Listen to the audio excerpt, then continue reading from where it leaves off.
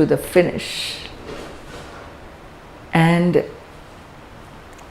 Arjuna, the second brother of the Pandavas, who was the best archer of his times, an excellent warrior, a big hero for the army men. He was such a powerful spiritual soul. He was the son of the God of heaven. There are beautiful episodes that describe Arjuna's divine birth. And so he had, through his penance and meditations, he had acquired divine weapons. In these 13 years he had not rested. None of the brothers had rested, had relaxed. They were in the forests, living on fruits and berries and so on. And with them was their wife, Kunti, their mother, Draupadi and Kunti. And they are back. War is declared. And each side goes about collecting the neighboring kings of the neighboring kingdoms to join them, because it's a war of the entire empire. In the battlefield called Kurukshetra, which still exists in India today, all the armies collected, they were together and facing each other to begin the war. Begins the chapter 1 of the Gita, creating the context of what actually happened. The two armies have gathered, and Arjuna had gone, like everyone had their kingdom. In fact, Lord Krishna also was a king. He had his own kingdom. And when Arjuna went to seek help and support, asking Lord Krishna to give support on his side, at the same time, Duryodhana, the oldest on the opposite side, also reached the same person. And what happened was, Lord Krishna was sleeping at that time. He was asleep. Some mischievous sleep was being enacted, probably. Divine knows better, but he was sleeping. Arjuna went and sat at his feet.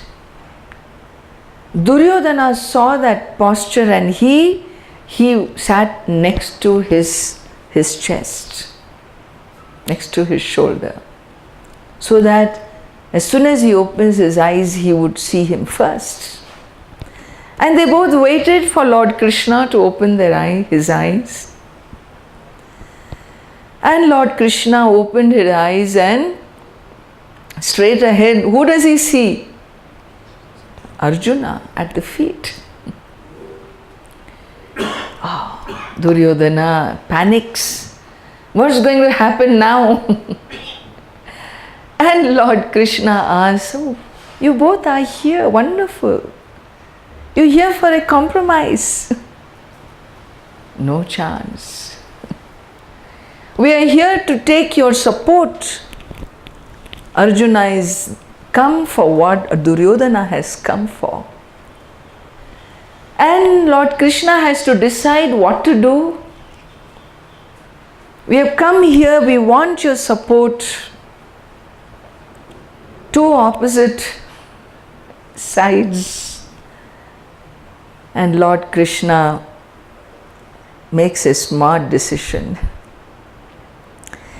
He declares that my entire army, with all the weapons, the people, the equipments, the artillery, the foot soldiers, the elephants, the horses, the chariots, everything I have, or me. You can have either me or you can have everything I have. If you choose me, I will not fight. I don't fight. I will not throw an arrow. I will simply be. Any other job you ask me to do, I will do. What a choice. All power on one side and one soul, one more mouth to feed and no help in the war. What a choice. Arjuna, my eyes fell on you first. The first choice is yours.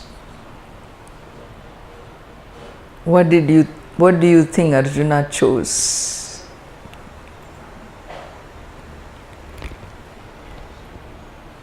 What a choice. Thank you, O Lord. All I want is you. May I have you? Yes, I am yours. Arjuna was thrilled, Lord Krishna is with me. Duryodhana was thrilled, the entire army is with me. Equally happy, no less happy, both walk away from Lord Krishna, whistling in joy. I got the best power, the best strength, and here I got the best soul I could ever have. See the difference. See the difference in choosing. And now Lord Krishna asks Arjuna, I am at your beck and service. What is it I can do for you in the war? Well, I want you to drive my chariot. You want me to be your driver? Well, you said any service? You will drive my chariot. That was the only way to capture the Lord in front of him. For anything that could happen in the war, he has dharma, he has divinity guiding him. Lord Krishna agreed, yes sir. He took the chariot of Arjuna and the two armies have met, and Arjuna, in his tremendous enthusiasm, he is one who's most feared, remember, by all. And Arjuna declares, take me to a place, Krishna, where I cannot miss one soldier. Arjuna is here with his army, Kauravas are here with their army, and now Arjuna wants Lord Krishna to position him in a place from where he cannot miss one enemy soldier. And Lord Krishna takes the chariot, draws the chariot to the middle of the two armies. Middle of the two armies, so that Lord Arjuna cannot miss anyone. And Arjuna doesn't miss anyone. He looks around to see who are these souls, and he knows the people. But he wants to meet them in the eye, and he begins to meet each one in their eye. As he does so, something happens. Suddenly he sees not soldiers, suddenly he sees his brother is standing there. He sees his guru who taught him weaponry, Dronacharya, he stands there. He sees his own most loving and powerful grandfather Bhishma, he is standing there. Kripacharya, another guru, is standing there. All his cousins are there, his uncles are there. Everyone, his own family is standing there. They've all gone to the other side. And this is a war where there is no retreat. Once the war begins, either you are a winner or you die on the battlefield. Either the kingdom is yours or the enemy. And that single moment of weakness, Arjuna asked Lord Krishna, how? How can I kill these people? They are my people. They are my brothers, they are my gurus, they are my teachers, they are my uncles. They are all that I have in my life. How can I kill them? Is this what my duty is? Is this what my dharma is? Is this my script?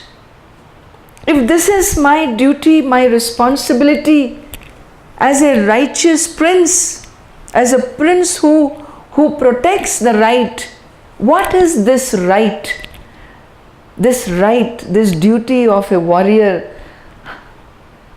I cannot fight this war. This war cannot be fought by me. There is something wrong in this duty. Duties and responsibilities don't bring happiness. They only bring liability, they bring a cross, they bring sorrow. I cannot do any duty. I don't want any kingdom. I don't want the pleasures of a kingdom. I don't want this power. I don't want the wealth. I don't want the riches. I don't want any of this. Because none of this makes a person a happy man. No wealth in the world can make you happy. No relationship in the world can make you happy. Today they have become a source of sorrow. They were always a source of sorrow, my own cousins. But I cannot kill them. I cannot do this duty. In fact, what for are these duties? I'm not interested. There is something more to life than just doing your duties. Will you teach me? What is that? Lord Krishna, in the second chapter, chapter 1 is over, chapter 2 has begun. This is the shortest way I can teach you a whole chapter. And Lord Krishna tells Arjuna, oh come on. Kutastvakashmalamidam vishameu samupastitam anarya jushtamasvargyam akirtikaram Arjuna klaibyam masmagamaf partha na etadvai upapadyate kshudram hridaya daurbalyam tyaktvottishta parantapa. That's for me, okay? Not for you. He tells Arjuna, don't be a coward. Don't behave like a eunuch. Be a man. This is not the place to ask me what is my duty.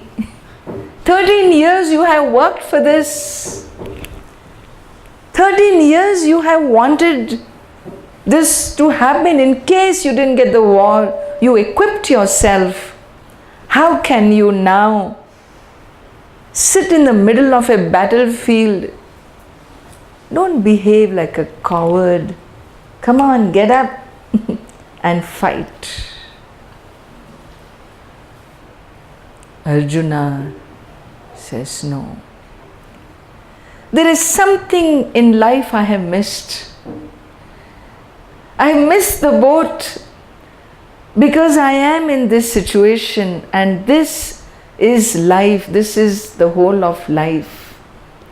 There is nothing more going to happen in life except more wars, more taking the kingdom, standing for truth. But what is truth?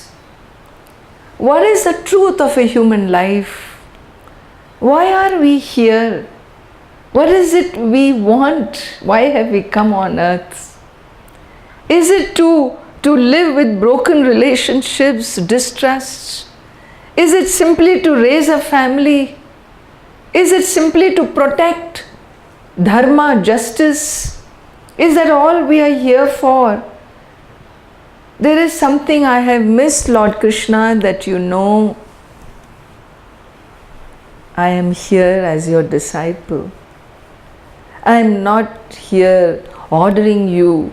I am at your feet as your disciple. Please teach me, be my Guru. Once he submits to Lord Krishna, the attitude of a disciple has emerged in Arjuna. He is no more fighting the world. He is no more justifying his actions. These have all been covered in the first chapter. What attitude of Arjuna from a powerful warrior to a submissive disciple? What was that transformation that took place? Well, the transformation was, he had seen it all.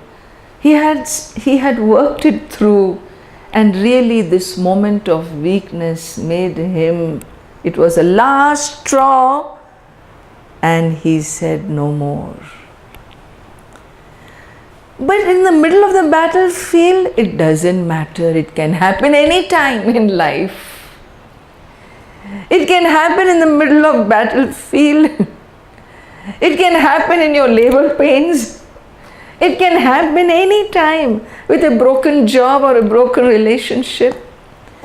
It can happen with a death in the family. It can happen with an accident. It can happen with none of this. It can happen in a meditation. It can be whatever your life is meant to be, to bring you to this point.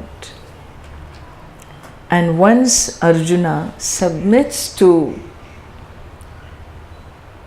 his driver,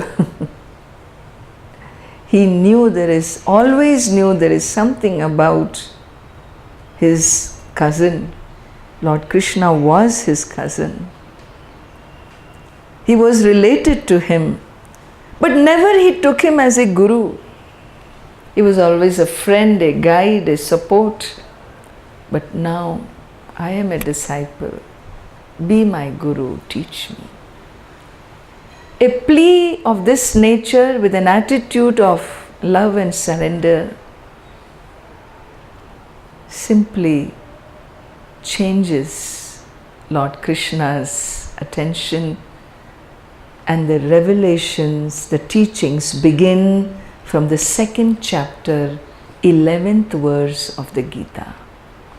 So far is only a context laid, the context, the situation, so that we understand when the teaching comes to you, if this teaching is to impact in your life, if the teaching needs to make a difference in your life, then what must be the receptacle? What must be my attitude? If my attitude is not what was Arjuna's attitude, then the Gita learning will only become an academic exercise. It is the attitude, it is me as a receptacle, willing to change, willing to learn, willing to trust my guru, my teacher. It is in that trust that the transformation begins to happen. Well, the second chapter of the Gita.